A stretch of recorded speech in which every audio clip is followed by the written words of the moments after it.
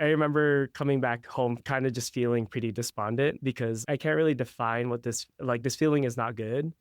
I realized at the time the thing that made me the most fulfilled in college was just working with people directly. And he told me, "Have you thought about medicine?" I had a general interest in volunteering in college and in high school.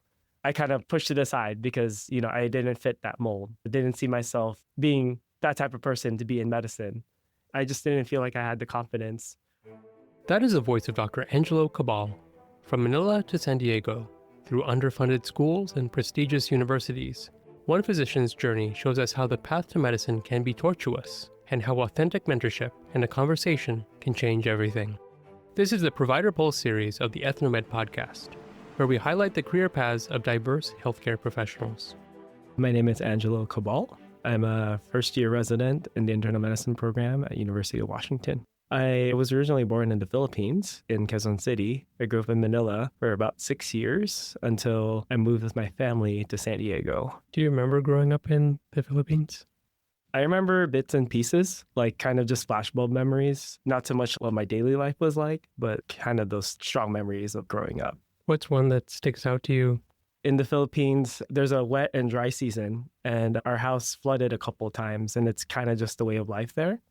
And we had a one-story house, and the master bedroom was kind of a little elevated. So during a week when our house had gotten flooded, the power was out, we would just stay in the master bedroom, me, my parents, and my siblings, and just waited until the flood receded. And there was always a lot of cleanup after that. I remember thinking back, I was like, that's kind of odd, but I know it happens here too. So that's a warm memory of mine. Yeah. And did you have any siblings? Yeah, I have an older sister, an older brother, and a twin sister. And what were your parents doing for work? My parents worked for government. My dad worked for the Department of Agriculture, and my mom was an accountant, also for the Philippine government. A couple of years before I was born, they had filed a petition to immigrate to the United States. Our petition was finally approved in 97, 96. My parents left really stable careers after growing up in poverty their entire lives. And their priority, they always told me, was our education. In the Philippines, it's a very privatized educational system. Even though they had good careers, it was still going to be pretty unaffordable for us to stay. And they all thought it was better opportunities in America. Where did you move to? We moved to San Diego. That's where a lot of my mom's brothers and sisters were situated. We finally settled in Southeast San Diego. Do you remember when you arrived to San Diego? Yeah. I think when you're 6, you don't really understand the concept of moving to a different country. I just knew that things vaguely were going to be completely different. But I remember moving to San Diego because maybe 1 or 2 days there, I got really sick. I got really feverish. I got really confused. So they took me to the children's hospital and I was diagnosed with aseptic meningitis. I actually was in the ICU for a while. And do you remember any aspects of that? What I remember is actually being carted in on a gurney. And I remember my neck really hurting because I think they were putting in a central line. Clearly, I didn't know that then. I just remember specifically that they stuck a needle in my neck and that hurt so much. Within days of arriving in America, 6-year-old Angelo found himself in a pediatric ICU with aseptic meningitis. It was a terrifying introduction to both the American healthcare system and its financial bureaucracy. That must have been terrifying for your family. Did they ever talk to you about that experience? They talk to me about it all the time. I mean, we had just moved here. It's not a good sign to have such an emergency happen, right? When, you've just moved your entire life. I remember after I got a little bit better, my parents were really worried about the hospital bills. My mom tells me they applied for emergency Medicaid. My extended family helped us get that paperwork together. It was a very scary situation financially and health-wise. Angelo discusses his adjustment to life in the U.S., as well as that of his siblings and his parents. My eldest sister was 13, and then my brother was 10. Yeah. Angelo's family settled in southeast San Diego, in a neighborhood with a strong Filipino community. For Angelo's older sister, this made the transition easier. For 6-year-old Angelo and his twin sister, identity was still forming.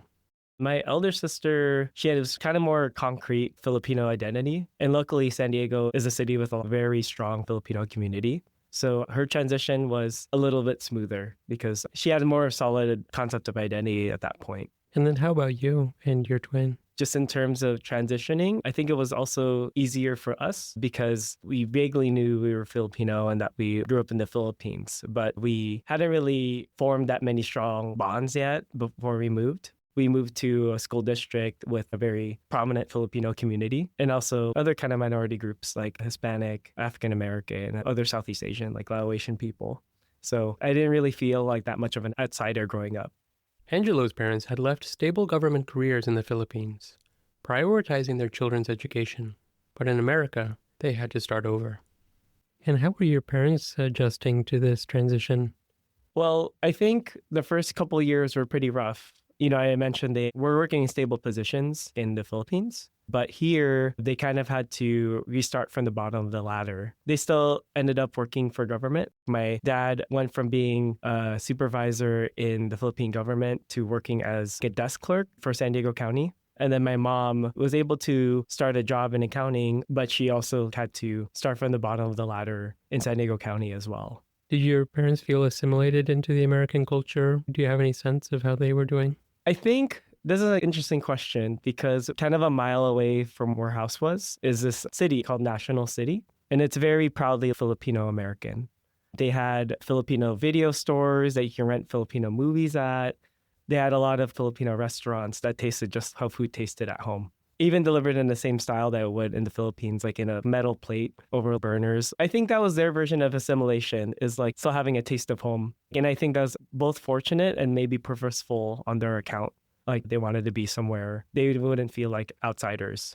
San Diego brought the comforts of familiar food, language, and family. However, school presented its own series of challenges as Angelo navigated an underfunded system. Going to high school, I think it was definitely more of a transition. It was actually a really big transition because in the educational system, they parse you as, are you an advanced student? Are you in the middle? Are you kind of more remedial? And when we went to high school, I was in the higher performing group. Our neighboring high school had been closed down for restructuring. And the impact of that was that all the students that we were supposed to go to that high school went to our high school. And our high school, it was already pretty underfunded. It just got inundated with students that they weren't prepared to accommodate. The school population must have just increased. Yeah, like dramatically. And I remember the first couple of weeks of high school going to the counselor and just being like, why am I in regular algebra? I already took algebra in middle school. What's going on? And they kind of waved their hands a bit. Angelo describes the socioeconomic context of living in Southeast San Diego. Southeast San Diego is a more historically low to middle income community. It used to be like pretty middle of the road, but it was one of those communities where just generally speaking, like white flight occurred. It's really close to downtown San Diego. So it was like classified as an urban area. So when more suburbs came about, people picked up and left. It was in this urban setting that Angelo began to notice a lack of resources and the need to advocate for himself. So it became a little bit more underfunded and under-resourced. And that's when I started really kind of getting more awareness of my surroundings and what my education was really like in context all along. So I got off the advanced track, so to speak, for freshman year. And I just remember not being really engaged at all that year of high school. And luckily, I kind of just weathered the storm. I performed well enough to advocate for myself the next year. And that's when things improved a little bit. But there were things happening out of my control that were impacting the education I wanted to get and also potentially a future I wanted to have. Despite the challenges, his academic interests were taking root. Field trips to the San Diego Zoo sparked a fascination with biology that would help shape everything to come. Yeah. So academically, growing up in San Diego, I'd always known I'd like biology or just like life forms. I remember in elementary and middle school, some of our field trips that we would go on, we would take the train to the San Diego Zoo as a whole class. We kind of just hang out at the zoo and watch the animals. I just vaguely knew that I wanted to do some sort of biology. That always fascinated me. So academically, I really loved my AP biology class. So that was kind of the beginning of that for me. Angelo set his sights on UC Berkeley, the crown jewel of the UC system. But getting there meant navigating financial strain for his family, especially when his twin sister also was planning to attend college. Where were you thinking of going to school? Mostly I was just thinking of going to UC San Diego, or my reach school was UC Berkeley.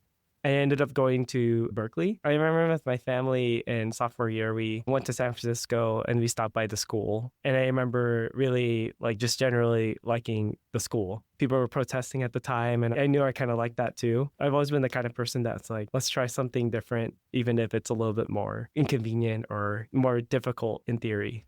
So you met a little bit of resistance from your parents just because of how unpragmatic it seemed? Yeah. Yeah, and like they were overall really worried that I wouldn't be able to afford it. With financial aid and everything, it just wouldn't be enough. Actually, it was kind of a difficult situation too, because my twin sister was also applying to college at the same time. And I remember she got into UC Davis and some other schools. And I think what really stressed my parents out was trying to help us financially at the same time. So my sister ended up going to community college first because she's also more pragmatic than me. That was a very difficult time. Was it hard realizing that you would have to go to a different place than your sister as well? Yeah, I think so. I felt a lot of guilt because I was able to go to Berkeley, whereas she made a different decision. And I think maybe in retrospect, she kind of did that for me, just to alleviate my parents' concerns, all this stuff. By the financial consideration just weighed heavily on both of us. And I think she ultimately made the more responsible choice. You mentioned that you were excited by the protesters at Berkeley. Can you tell me more about that? Yeah, so I've always been into kind of a counterculture. Growing up, there's a lot of like groups, right? When I was growing up, there were emo kids, there were scene kids, there were goths. I always gravitated towards that. But then in high school, I was starting to mature into realizing there's these bigger institutional forces that don't always have the people's best interests. Especially people from neighborhoods like mine and minoritized communities like mine. That's when going through that realization when I visited Berkeley and then going to college there it kind of came full circle because I became interested in learning about all of that. Would you say that your interest in these countercultural movements, that was in some way aligned to your immigrant background? Yeah, I think so. Because I think in retrospect, as an immigrant, you always kind of feel like an outsider and you're not part of the dominant culture. And I think when I became a teenager, as I was trying to figure out how to fit in and everything like that, it's like, oh, this is part of me that I could never change, so why not kind of embrace it? So I think those countercultures spoke to me as this is who we are. These are the things we like and we embrace it. So I think that kind of really spoke to me on a subconscious level. Did you feel like there were a lot of other high schoolers that were from immigrant backgrounds like yourself that were seeing the world in the same way? I think so. Well, the nice thing about our high school is, again, it was like majority minority. There were not a lot of Caucasian students at my school. So I think going to college was very different. I think that's when I had the true kind of culture shock, is like being around people from all over the world and not just being in your own bubble where you're not used to seeing certain people from certain groups and certain experiences. At Berkeley, Angelo encountered a different world. Can you describe when you realized that you weren't in Southeast San Diego anymore? I mean, just college orientation, like there's these people that already went to private school and have been a concert pianist or playing cello all my life and have performed at the symphony, things like that. It's like, oh, wow, I've never had any of that going. I don't have any accomplishments to speak of besides academically and just the varieties of that, which was very eye-opening for me. And also kind of made me feel like there are people outside of where I grew up that have just a different set of privileges than I did. And I never really ventured out in high school enough to interact with people outside of my own community. It's really just the general experience of just stepping outside of your own bubble for the first 18 years of your life, which college is great for. And how was that experience over the years interacting with people from different places? I think at first it was very alienating because you feel a little deficient, right? Or I felt a little deficient because, moving here, our family financially struggling, realizing that other students were getting soccer practice, music lessons, swimming lessons, all this stuff. You kind of get exposed to the things you didn't have, what a more average American upbringing is like. And I think for the first year in college, it was very shocking and demoralizing, I would say, because they were my peers in classes, but we're coming from such different levels of the experience and education. And it was just somewhat hard to believe that you're still held to the same standard. Academically, Angelo struggled. The study strategies that had worked in high school were not enough anymore. How was the academic side of things? Yeah, it was really hard because I remember in my own AP classes in high school, I remember just studying by myself a lot. I just remember not really learning during lecture in class. And when I would do practice questions on the same thing we covered, I was like, I feel like this concept wasn't communicated well in class. So I would have to just study up on my own, read the textbook on my own a lot. And that applied to a lot of my AP classes. So when I went to college, I remember just feeling like there's a lot to learn, and I don't think I could really do it by myself anymore because the rigor was so much higher. So ultimately, it was pretty difficult to academically perform the way I wanted to or expected to the first couple of years. So you're used to doing quite well in school. Mm-hmm. How was it dealing with maybe suboptimal results or not being as good a student as you were used to being? Yeah. There were times in the first year of college where I considered taking a semester off because it was a combination of my academic performance. I just wasn't really getting it. And also kind of just missing home is very discouraging. But when I realized after maybe the first year that I couldn't study for this the same way I used to, that's when I started looking for help. I remember I started going to the tutoring classes. Every college has their own tutoring center. So I enrolled in those classes to be like, I need supplemental learning to really catch up. And that was different for me, but in the best way. It's kind of just realizing that you need help and that kind of getting over the fact that the things I used to do was more out of survival and you're trying to survive a different set of rules and you kind of have to adapt and find a way that works despite the things you've done on your own your whole life. Angelo decided to major in cell biology, but he quickly realized that the major attracted many pre-medical students. I decided early on that I was going to do biology, like cell biology. And unfortunately, that's the major with all the pre-meds.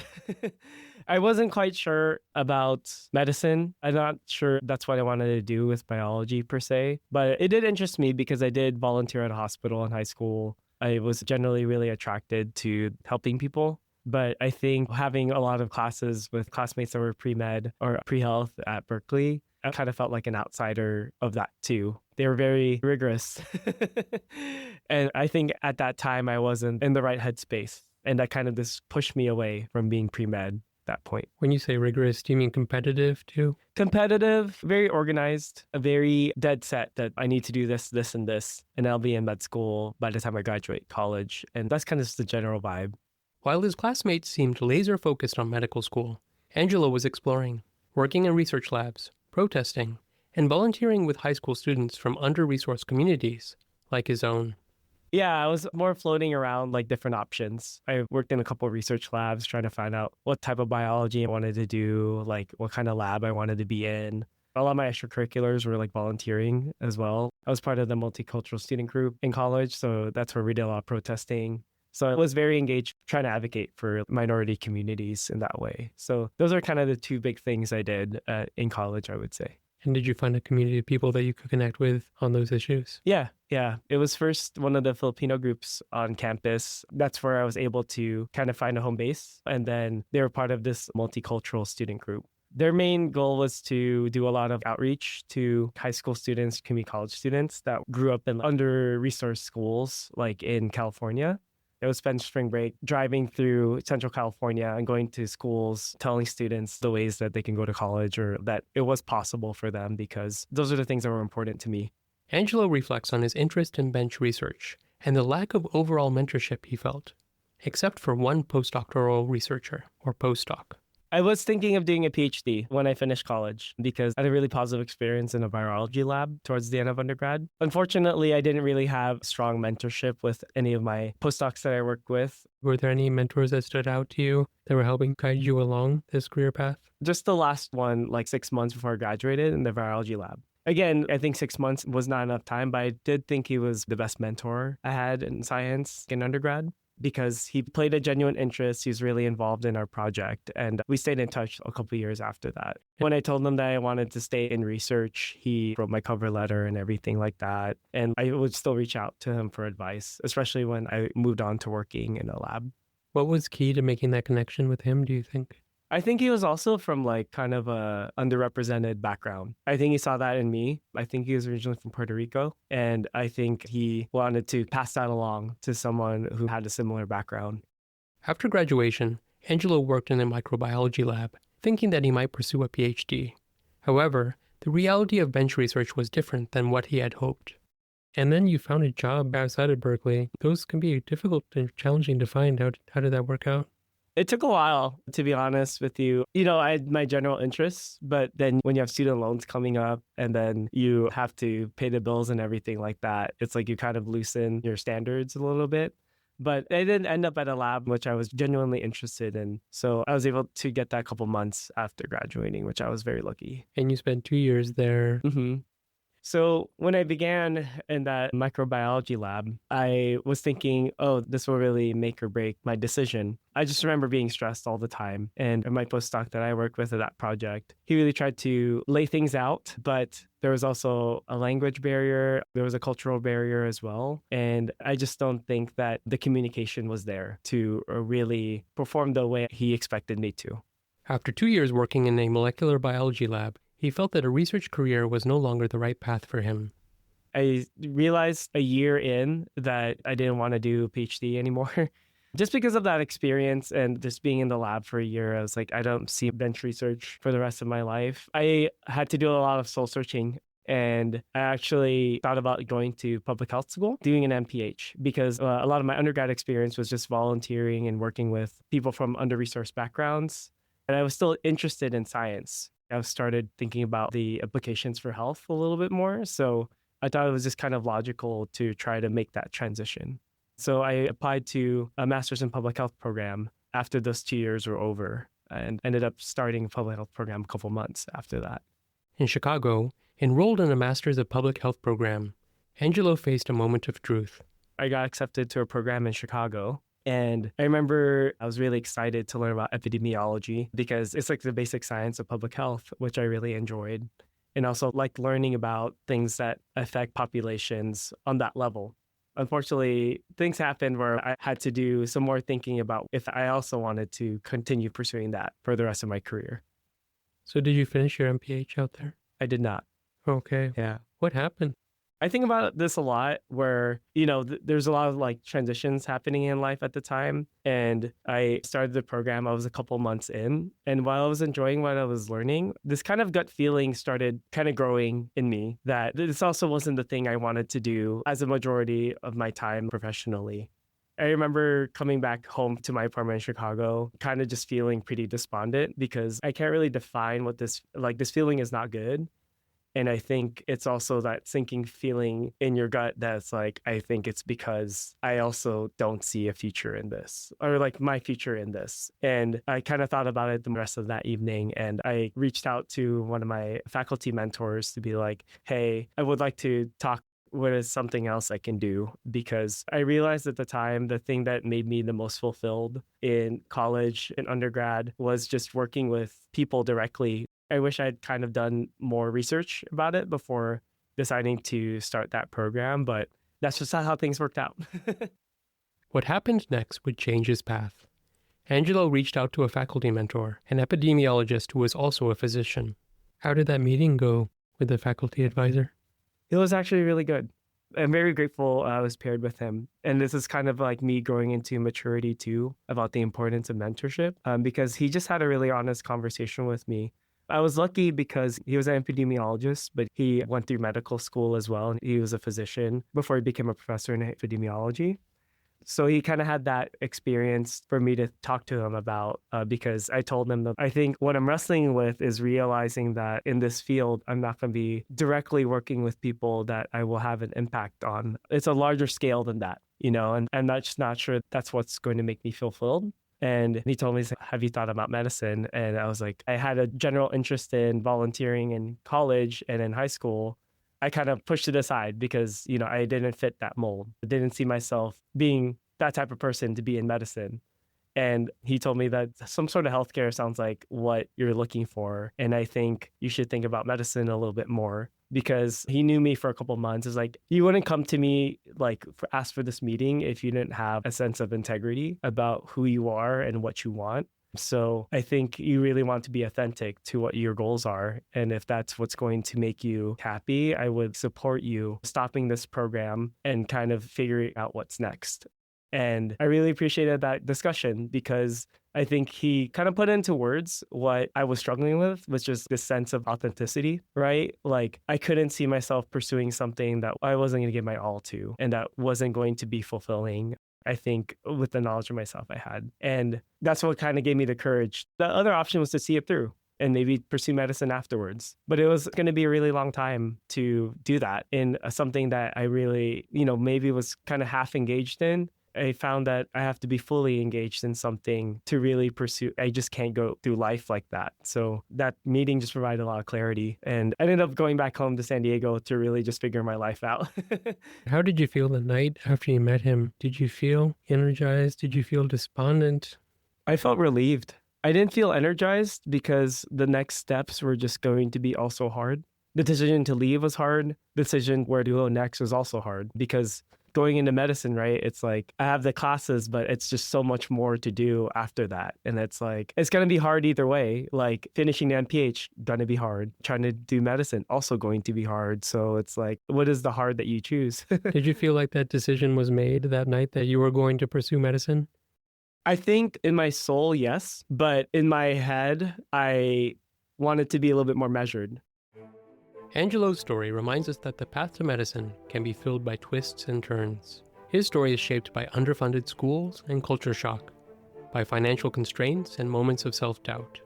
But it's also shaped by mentors who saw him clearly and who helped him see himself. For Angelo, it took leaving a master's program to find his calling. It took years of searching to understand that what fulfilled him most was working directly with people. And it took a mentor who recognized that same struggle to help Angelo find his way. On part 2 of this episode, we will follow Angelo's journey back to San Diego, where he works towards a career in medicine. Thank you for listening to the Ethnomed podcast. If you enjoyed this episode, please share it with a friend. Please go to our website at ethnomed.org for additional resources.